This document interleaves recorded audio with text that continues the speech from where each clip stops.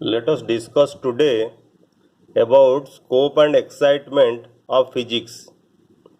First, let us discuss about scope of physics. Physics will we read physics under two major sub-disciplines.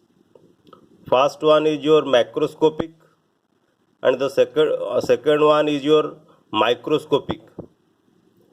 Macroscopic physics means physics of the large bodies, or we may say it is macroscopic domain of physics. Similarly, microscopic domain or microscopic physics means physics of small body. In between macroscopic physics and microscopic physics, there is also mesoscopic physics, which deals with few tens or few hundreds of atoms. So basically, we read physics under two sub-disciplines. One is your macroscopic domain or macroscopic physics, and another one is your microscopic domain or microscopic physics. Macroscopic physics is basically classical physics. Classical physics deals with mainly macroscopic phenomena. In classical physics, we read mechanics, electrodynamics, optics, and thermodynamics. So basically, we say macroscopic physics means classical physics. Microscopic physics means we basically mean it is quantum physics. It is the physics of 19th century. Okay, quantum mechanics deals with microscopic phenomena. Quantum mechanics or quantum physics includes elementary particles and their interaction. I have written here a scale of length and scale of time and scale of mass. Okay, the scale of length in microscopic domain is 10 to the power minus 14 meter. That is the length related to electron or proton. Similarly, in macroscopic scale, the scale of length is 10 to the power 26 meter. That is the length of galaxies. So the difference between the microscopic length and macroscopic length is 10 to the power 40 meter. Okay. Similarly, the time.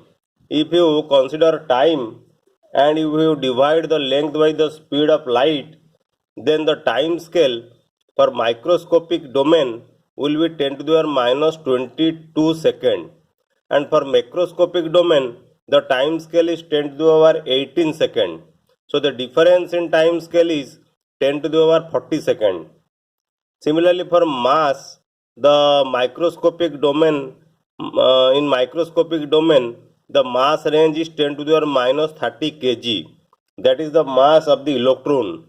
In macroscopic scale, the mass is of the order of 10 to the power 55 kg. That is the mass of the observable universe. So if you take the difference of range, then it will be around 10 to the power 85 kg.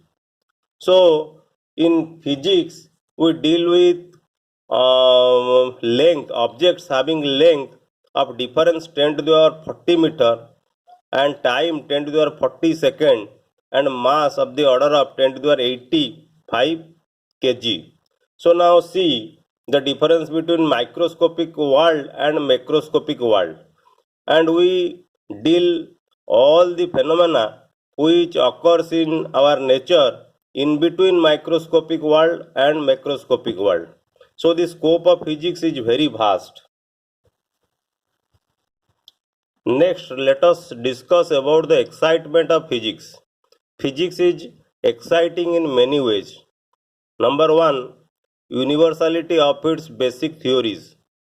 For example, the theory applicable for microscopic particle can be also applied to macroscopic body. That means in physics we develop a theory or law which is applicable for microscopic particle is also applicable for macroscopic body. That means for all the particles in the range between microscopic world and macroscopic world, the basic law of nature or the basic theory which we derive in physics can be applied. The second excitement of physics is the application of physics or the applied physics is equally demanding. Application of physics make useful devices. In the modern world, whatever useful devices we are using, this is due to the application of the physics. Then the scientific progress, both qualitative in for scientific progress, both qualitative thinking and quantitative measurement is necessary.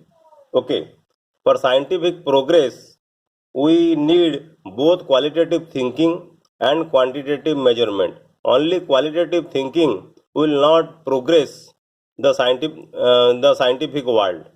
For example, a stone and a feather dropped from the same height do not reach the ground at the same time. But if experiment will be done through a long evacuated tube, the two objects will fall at the same rate. Is not it? Thus, the basic law that the acceleration due to gravity is independent of the mass of the object need a correction due to air resistance. This will modify the existing theory and try to build a more realistic theory of objects following the earth under gravity. Is not it? This is called quantitative measurement. That is, mathematically we should modify the equation so that it will be more useful in practice. That means in qualitative thinking we know that under gravity all bodies fall at same time. But if we do this experiment, that is the falling of stone and feather, it will not work because of the air resistance. So we have to deduce a new formula quantitatively or mathematically so that it will fit for both the situation, whether it is allowed to fall in evacuated tube, because in evacuated tube both will fall at the same time.